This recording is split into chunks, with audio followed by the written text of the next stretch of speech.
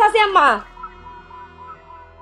চাচি আম্মা কও শুনলাম মাসুম নাকি চেয়ারম্যানের পোলার ইচ্ছা মতন মাইরা হাত পা ভেঙে দিছে। মুক্তারে বাঁচাইতে আর কোনো উপায় ছিল না। তোমার পোলা বাঘের লেজ দিয়ে কান চুলকাইছে, বাঘকে ছাইরা দিব। চেয়ারম্যানের পোলা যে আমার মায়ের বিরক্ত করছে, তখন তো তোমরা কেউ কিছু কও নাই। চাচি এই লেগেই তো কই ভাইয়া দুইটা টাঙ্গর হইছে, বিয়া দিয়া দাও। আল্লাহ পরে দিয়ে কি করবা? না গো মা, অগরে আমি এত তাড়াতাড়ি বিয়া দিব না। আমার তো অনেক বড় স্বপ্ন, হগো আমি লেখাপড়া শিখামো, পোলাটারে ডাক্তার বানামো, আর মাইয়া দুইটা একটারে বানামো জজ আর একটারে পুলিশ বানামো।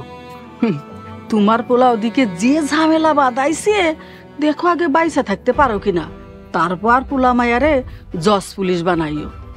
আল্লাহ ভরসা, আল্লাহ আমাকে বাঁচাইবো। চাচি আম্মা বাদ দেন তো, হ্যাঁ একটা কথা কইলেও হ্যাঁ আমাকে কথা শুনবো না। হুদাও দিয়ে রেগেন দিয়া লাভ নাই, চলেন জায়গা। একদম ঠিক কইছস, উনি 2 লাইন বেশি বোঝে।